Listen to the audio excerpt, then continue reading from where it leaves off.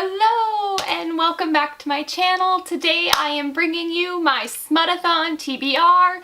This is round 2 of SmutAthon and I am so excited for this readathon. I killed it last time, which is like something that I never do. I'm so terrible at readathons, but I have such faith that I can do it again this time and I'm so ready to get into it. So excited. This round of SmutAthon is of course running from December 10th to the 16th and I'm so excited. I'm so ready. SmutAthon, of course, was created by Ginger Reads Laney and Riley Marie. I will leave both of their channels linked down below. They're great. They make amazing videos. They have lots of great recommendations. I think I'm going to make like a little romance recommendation book, not necessarily specific to SmutAthon, but like just a romance recommendation video in general. So be on the lookout for that if you would like some ideas for your SmutAthon TBR. But with that, let's go ahead and get right into this. The first challenge that I have down is enemies to lovers, which is one of my favorite tropes, let's be honest. And for that, I'm going to go with Perversion by T.M. Frazier.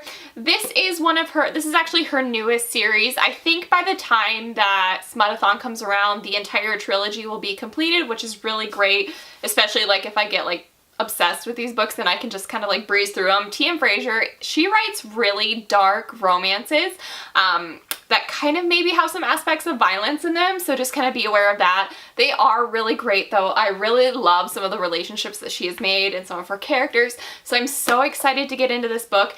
I know absolutely nothing about it, but I've heard a lot about it and it's a good size for a readathon. It's not too big, not too small. It says, love was supposed to be a fairy tale. Ours is a death wish. I'm the executioner for the Bedlam Brotherhood. She's a con artist working for my greatest enemy. I use her, she manipulates me. We find ourselves on opposite sides of a bloody war. My heart and head tell me I have to stay away. My lust for her doesn't give up. Nothing's fair in love and gang war. So yeah, definitely probably going to be like a darker, more violent read. I'm really interested to see how it goes. I like the cover too. It's so pretty. So yes, this will be the first book that I have. The second trope is Friends with Benefits, which is also a really, really good one. This one I feel like was a little harder for me to pick one because I read a lot of Friends with Benefits books because I really enjoy it. So with that, I decided to go with an audiobook because I am a really big audiobook reader. They just kind of help me get through books faster, especially when it comes to readathons. So with that, I'm going to be reading Let's Get Textual by Tegan Hunter. I think it's a part of a series like the first book, but it's like I use series like in a very loose manner. It's like you can read them as standalones, I believe. So I feel like we all could probably relate to this one. You know, you send a text message and it goes to the wrong number, and that's exactly what happens in the case of these two characters, except for instead of deleting the text and kind of moving on with their lives, they actually develop like a little friendship relationship where they are texting, and then texting of course turns into flirting, and at a spur of the moment decision, one of the characters decides to go and meet this person that they've been communicating with over text, and I assume maybe some phone calls, I'm not sure, and see them in person. So I'm really interested in this book. I feel like it could go like either way very easily, so I'm excited to get into it, and the audiobook is not long at all, so it's definitely one that I feel very confident that I can finish. Next up, for the next trope is fake relationship, and this one was really surprisingly really hard for me to find a book because I kind of wanted to stick to as many books as I have on my shelves as possible because I have a lot of unreads on my shelf and I kind of want to start getting through them as like the new year is coming in, and I know I'm going to be getting some books for Christmas, so I kind of wanted to work through some of the books that are on my shelves that I have already. So I decided, and this is like a very loose interpretation of this trope, I'm going to be going with The Wedding Bargain by Victoria Alexander. It is a historical romance novel. It follows Pandora Effington. Also, what a horrible last name. Sorry, it's a great last name. Follows Pandora Effington, and she intends to marry a hero. And she decides to set her sights on Maximilian Wells. So she approaches him with the idea that, you know, like they're going to make a bargain to get married, and things kind of go from there. It's a very loose interpretation of the fake relationship because and the way that I'm like taking it is like they're not characters that, you know, are in like a relationship. It's a bargain. It's kind of fake. So I'm gonna, like I said, very loose interpretation, but I've had this book on my shelf for a while. I know I can get through historical romances really quickly, and it might be really cute. So I'm gonna go ahead and pick this one up for that. The next trope is slow burn, and for that I'm going to be going with Say You Want Me by Corinne Michaels. This one features, so this is actually book 2 in her like Return to Me series, I believe it's called. I do have book 1. I have actually not read book 1 in full, like I'm almost done with it, so I will be finishing book 1 before I pick up this one by the time that the readathon comes by.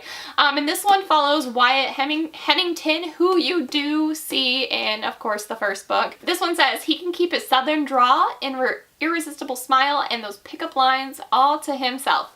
I made the mistake of sleeping with him not once, but twice. I'm not stupid enough to give him round 3, especially after he left me in the middle of the night so I could see myself out. I vow to return to Philadelphia and forget him. It proves easier said than done. So it definitely sounds like it's probably going to be a slow burn romance. The characters have kind of been involved for, it sounds like, I hope, for a little bit. I'm not sure. But I can't wait to get to this. I really like the cover too. Isn't it pretty? I really like the color.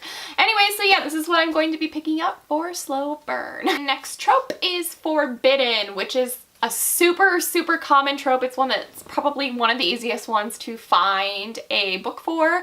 And for this, I actually decided to go with an ebook because I always like to have like an audio and an ebook. They just kind of help me get through, you know, reading in the week. So I'm gonna go with Bad Habit by Charlie Rose.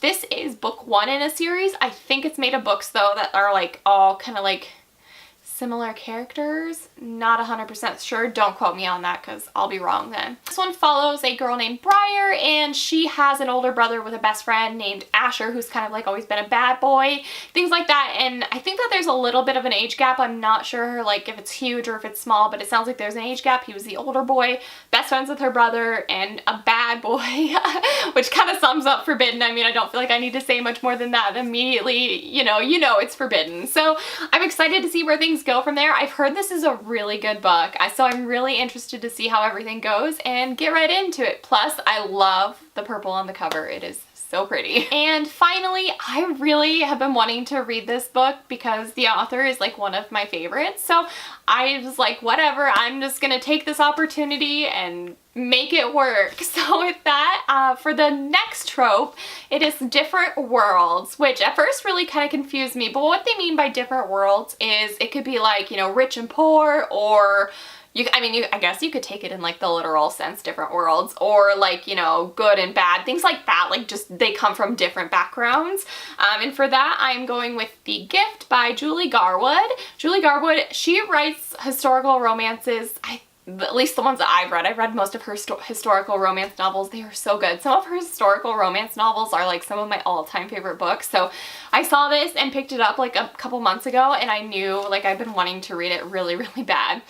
This follows a couple that is actually already married, but it sounds like they get married when the girl is relatively young. Like she says that she refers to herself as a child when she was married to her husband, Nathan. And of course, so they come in kind of from different worlds, and she finds out that he has like kind of like a secret like bootlegging past and maybe even present. So definitely very different worlds. I'm excited to get into this. It's kind of a short book, so like perfect for readathon style. I cannot wait to read this. I have really good feelings about this book. And so this is my Smut-a-thon round 2 TBR. I am so excited to get into these books. I feel like I have some winners here.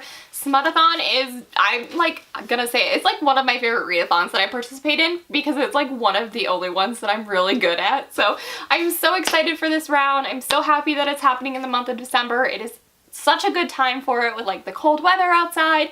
We get to stay in and read all the smut we want, which is amazing. So I hope you all have a good Smut-a-thon. I cannot wait to see what everybody else is reading and hear your thoughts on the books, and I will see you next time. Bye!